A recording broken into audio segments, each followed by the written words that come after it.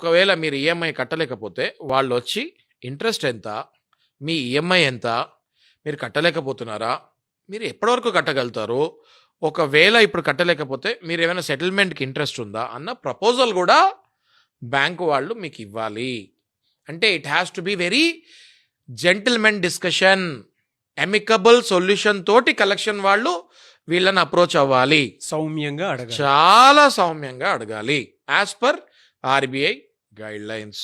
లేదంటే నాగరాజు గారు నేను అన్నట్టు సెటిల్మెంట్‌కి వెళ్ళాలి. లేదా ఒక మంచి అడ్వకేట్‌ని పెట్టుకొని మీకు కావాల్సిన లీగల్ రెమెడీస్ ఆయన దగ్గర నుంచి తీసుకోవచ్చు. మీ వైపు నుంచి ఆ అడ్వకేట్ కలెక్షన్ వాళ్ళతో మాట్లాడొచ్చు. అయితే నాగరాజు గారు 7 AM to 7 PM కూడా వీళ్ళు కలిసే ముందు క్లయింట్ దగ్గర పర్మిషన్ తీసుకోవాలి. ఎలా? ఫోన్ చేయాలి, లేదా ఎస్ఎంఎస్ పెట్టాలి, లేదా ఈమెయిల్ ద్వారా అయినా వాళ్ళకి తెలియపరచాలి. ఇట్లా మా వ్యక్తి మీ దగ్గరికి వస్తున్నారు, మీరు ఆయనతో కూర్చొని డిస్కషన్ చేయండి అని. అంతేగాని రౌడీలాగా రాలేరు.